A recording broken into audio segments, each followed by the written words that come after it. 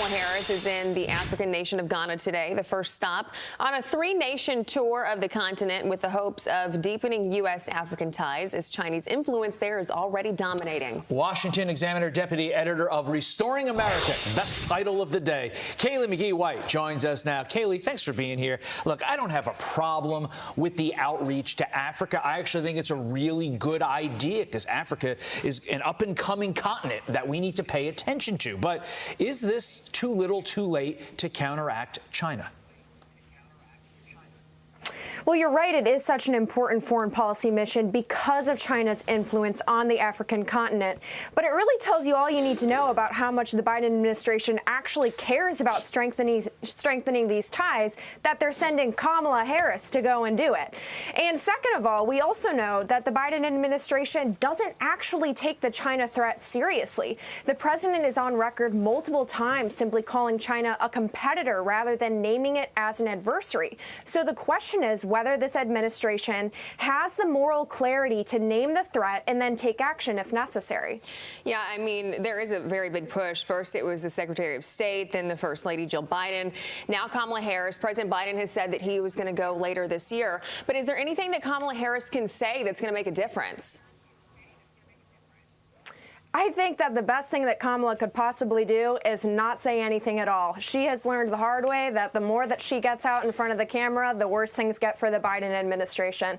And maybe they know that. Maybe this is a way for her to finally get dumped off the 24 ticket. Kaylee, my concern is the focus, what she is going to be focusing on during this trip. And will she accomplish anything with regard to counteracting our number one enemy in China in that region if she's out there focused on ESG, environmental social governance stuff? Right. That's the problem, is the Biden administration's agenda has been very much so focused on culturally pushing our values onto other nations. And those values often do not align culturally. And so whether this is going to be another sort of de facto pushing an LGBT agenda, an ESG agenda on countries that don't want any of that, or whether it's going to be strengthening diplomatic ties with the goal of countering China, especially China's economic dominance in that region, that's the big question for the Biden administration. Yeah, I mean, China ranks #1 in foreign direct investments to Africa, giving about $50 billion more than the U.S. That ranks the U.S. at #3 with investments. I mean, do you think this is going to come down to money? Are we going to be shelling out more than $50 billion at the end of this? We might be, but my concern is also that while it's important to counter China's influence in Africa, it's even more important to counter China's influence in our own country. China is investing billions of dollars into U.S. farmland, into U.S. infrastructure.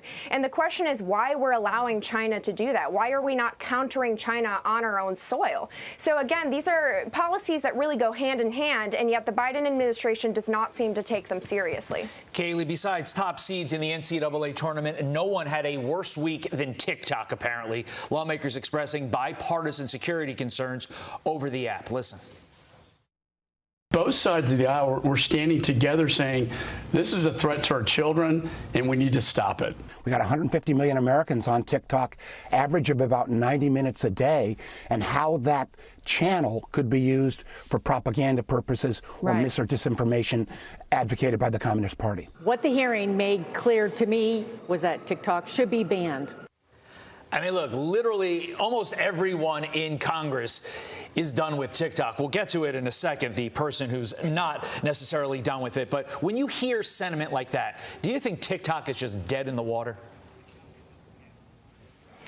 I think that Congress is certainly moving towards a bipartisan consensus that TikTok cannot be allowed to operate as it currently is.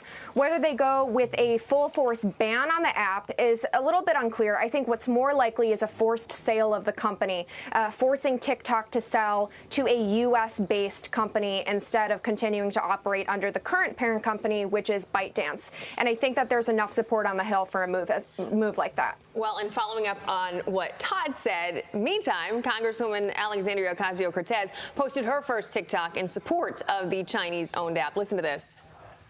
Hey everyone, this is Rep AOC. Alexandria Ocasio-Cortez, and this is my first TikTok. Do I believe TikTok should be banned? No. I think it's important to discuss how unprecedented of a move this would be. The United States has never before banned a social media company from existence, from operating in our borders. You know, and she also says, like, big tech, they already have our data, so what's the difference in the CCP? I mean, can you imagine making that comparison? No, and there are only two demographics who are notoriously irresponsible, immature, and unable to see the long-term consequences of their actions, and those are teenagers and Democratic members of Congress. And conveniently, those are the only two demographics who right now oppose banning TikTok. So what does that say about that? I mean, there are a host of reasons why TikTok should not be allowed to operate in the U.S. under the current parent company. The data privacy violations, the lies about the data privacy violations, the spying on U.S. journalists, the harmful mental health effects on teenage girls, the deliberate algorithms that push teenagers toward violent propaganda. These are all reasons why lawmakers have to take this seriously, and it says a lot that people like AOC aren't.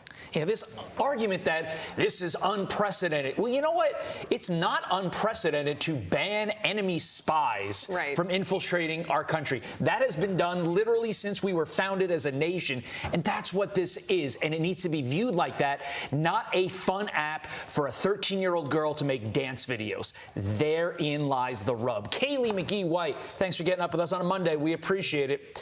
I'm Steve Doocy. I'm Brian Kilmeade. And I'm Ainsley Earhart. And click here to subscribe to the Fox News YouTube page to catch our hottest interviews and most compelling analysis.